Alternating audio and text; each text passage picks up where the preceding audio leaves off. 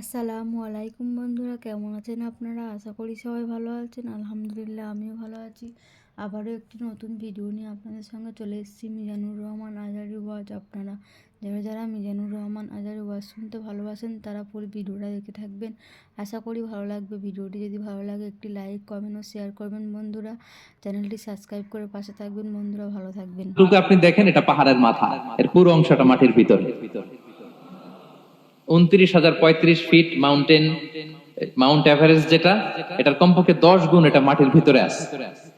Alaska পর্বতমালা বাইরে যদ্দূর 10 গুণ ভিতরে, আলস পর্বতমালা বাইরে যদ্দূর 10 গুণ ভিতরে, তুর পাহাড় বাইরে যদ্দূর 10 গুণ তার ভিতরে। আল্লাহু আকবার।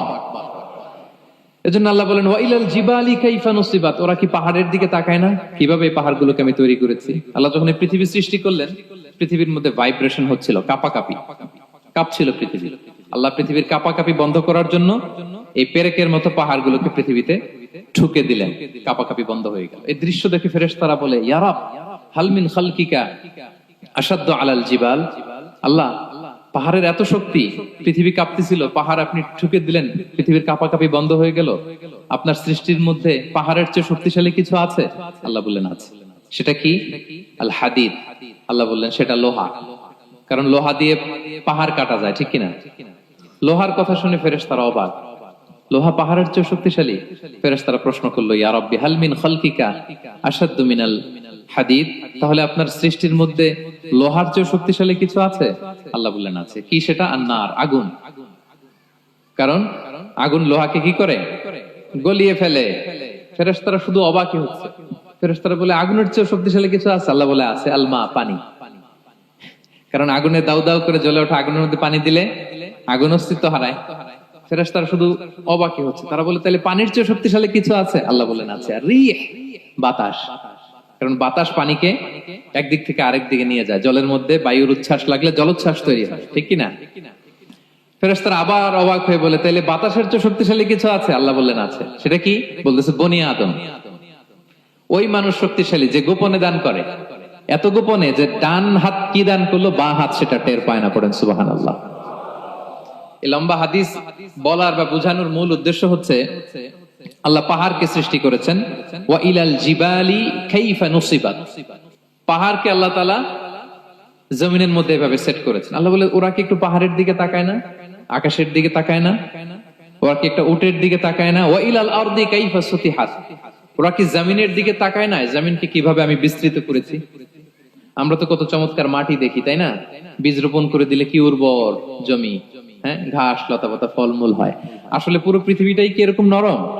না, অনেক স্তর আছে। এই ভূপৃষ্ঠের নিচে আপনি পাবেন পাললিক শিলার স্তর, রূপান্তরিত শিলার স্তর, আগ্নেয়গিরির শিলার স্তর। তার মানে পৃথিবীর ভেতরে দাউ দাউ করে আগুন জ্বলছে। এবং আগ্নেয়গিরির জ্বালামুখ ভেঙে যখন এই অগ্নুৎপাতের লাভা বের হয়, তখন বোঝা যায় পৃথিবীর ভেতরে কেমন আগুন পাওয়া যায়, ঠিক কিনা? তাহলে প্রথম শব্দটা আমি কি বলেছিলাম? আন-নাযার। মনে আছে তো না? প্রথম শব্দটা কি?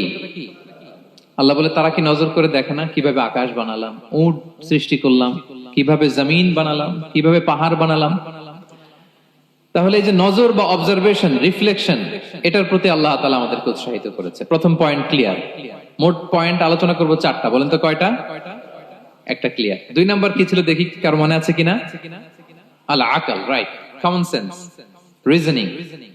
আমরা যেন আমাদের কমন সেন্স খাটাই, কোরআনের পরতে পরতে আল্লাহ তাআলা আমাদেরকে উৎসাহিত করেছেন।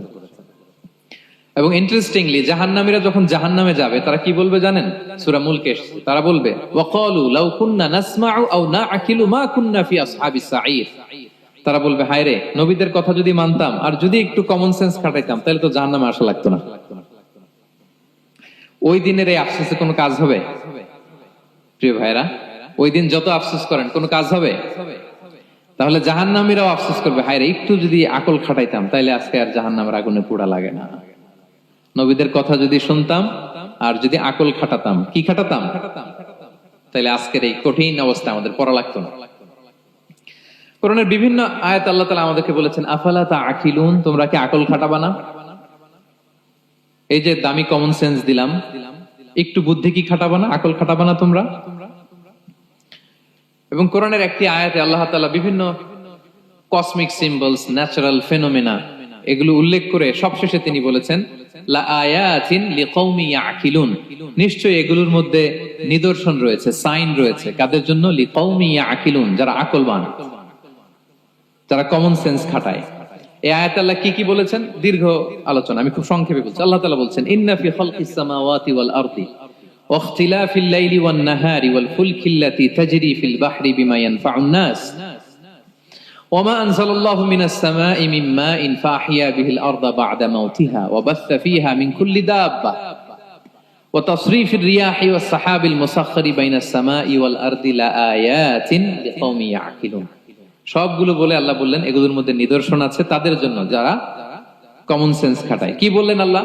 আল্লাহ বললেন আকাশ জমিনের সৃষ্টির মধ্যে, দিবারাত্রির পরিবর্তনের মধ্যে, এই যে 24 ঘন্টার 12 ঘন্টা দিন, 12 ঘন্টা রাত, আহ্নিক গতির কারণে এই যে দিবারাত্রি আমরা পাই, এই পৃথিবীটা তার অরবিটে কক্ষে যেমনি ঘুরে, আবার পৃথিবীটা তার অক্ষেও ঘুরে।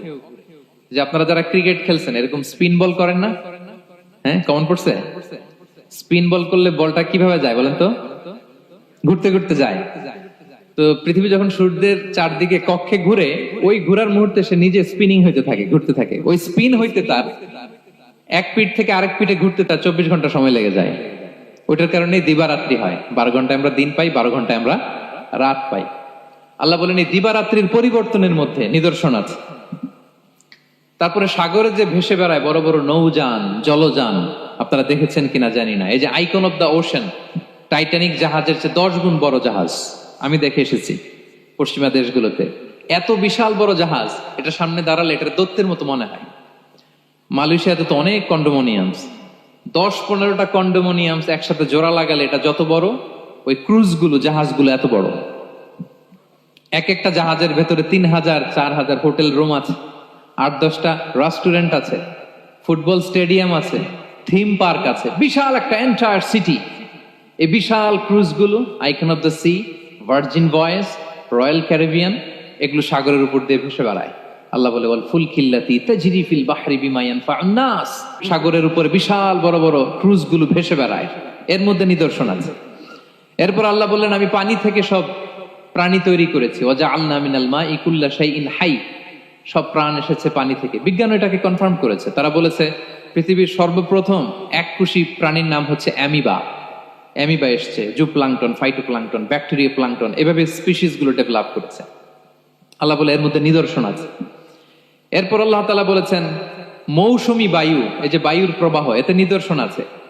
আর আকাশ জমিনের মাঝখানে যে মেঘমালাগুলো ভেসে বেড়ায়, এই সবগুলোর ভেতরে নিদর্শন আছে। কাদের জন্য? আল্লাহ বলেন লা আয়াতিন লিকৌমি ইয়াকিলুন, তাদের জন্য যারা আকল খাটায়, যারা কমন সেন্স খাটায়। সুবহানাল্লাহ পড়বেন না? এজন্য